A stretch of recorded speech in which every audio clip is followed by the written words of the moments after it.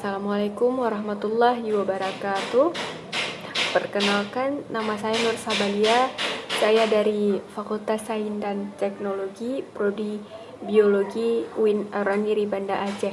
Nah, pada hari ini saya akan menyelesaikan tugas kuliah saya, tugas UAS dari mata kuliah Ekologi Perairan bersama dengan seorang dosen pengampu yang bernama Bapak Ilham Zulfahmi MSI. Langsung saja saya akan menjawab 4 pertanyaan dan berikut soalnya. Soal nomor 1, dari mana saja sumber mikroplastik di perairan? Bagaimana proses masuknya dan apa efek terhadap biota? Ada 7 sumber utama mikroplastik di dunia berdasarkan laporan dari International Union for Conservation of Nature, yaitu ban kendaraan, bahan tekstil, cat kapal, cat marka jalan, produk kesehatan atau pembersih, pellets, dan limbah lainnya akibat pencucian atau pelapukan. Misalnya sol, sepatu, debu rumah tangga, rumput buatan, menggunakan deterjen, dan lain-lain. Nah, dampak dari sampah laut itu yaitu secara umum sampah laut berdampak sektor ekonomi dan para wisata, mengganggu kehidupan biota laut dan ekosistem pesisir dan kesehatan manusia. Banyak biota yang memakan plastik dan terjerat plastik, merujuk pada laporan. Jika sampah plastik ini tidak dikelola dengan baik, maka terjadi proses pelapukan menjadi mikro dan nanoplastik yang akan merusak ekosistem pesisir dan atau dimakan oleh plankton atau ikan. Selanjutnya, produktivitas perikanan dapat menurun dan implikasi dari mikroplastik bisa masuk ke jejaring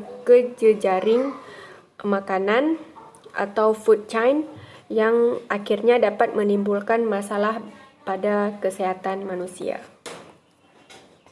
Nomor 2, benarkah ikan dapat dijadikan indikator pencemaran perairan? Jawabannya, pencemaran air merupakan penambahan unsur misalnya kimia ke dalam air. Hal ini disebabkan oleh sifat dari ikan mas yang sensitif terhadap penurunan kualitas lingkungan perairan oleh bahan pencemar. Oleh sebab itu, dapat disimpulkan bahwa ikan mas dapat digunakan sebagai bioindikator pencemaran limbah domestik. Nah, pertanyaan yang tadi jawabannya benar. Ikan dapat dijadikan indikator pencemaran sungai. Nah, pertanyaan selanjutnya ada pertanyaan nomor 3. Di antara banyak logam berat, unsur apa saja yang menurut Anda paling berbahaya bagi biota akuatik? Selain logam berat, ada lain yang dapat memengaruhi pencemaran biota laut. Nah, di antaranya ada boron.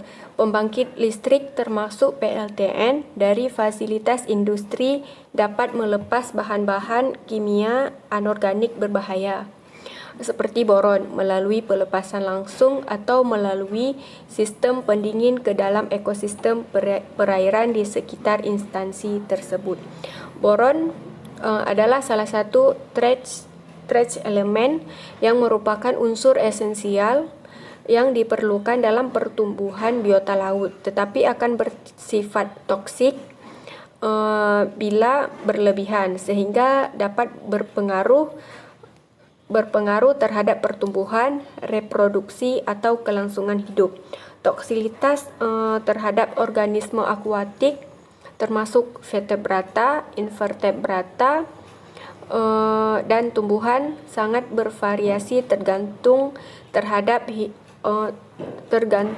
tahap hidup organisme tersebut dari lingkungan. Konsentrasi maksimum boron untuk proteksi bagi kehidupan ekosistem perairan direkomendasikan tidak lebih dari 1, mg B atau L. Nah, pertanyaan terakhir, pertanyaan nomor 4, yaitu indikator apa saja yang perlu diketahui untuk menganalisis kesehatan sungai? Bagaimana cara menentukannya? Air merupakan salah satu kebutuhan yang sangat penting bagi kehidupan makhluk hidup, khususnya manusia, tumbuhan, hewan, serta organisme yang berada di dalam air. Perubahan kualitas air sungai dapat memengaruhi kehidupan organisme air serta makhluk hidup lainnya. Khususnya masyarakat sekitar sungai yang memanfaatkan air sungai tersebut. Perubahan kualitas air sungai dapat diketahui dengan cara melakukan biomonitoring kualitas air sungai dengan menggunakan indikator biologi yaitu makroinvertebrata. Makroinvertebrata berperan penting dalam suatu perairan dan telah lama digunakan sebagai bioindikator kualitas air. Nah, hanya itu saja yang dapat saya sampaikan. Lebih dan kurang saya mohon maaf. Assalamualaikum warahmatullahi wabarakatuh.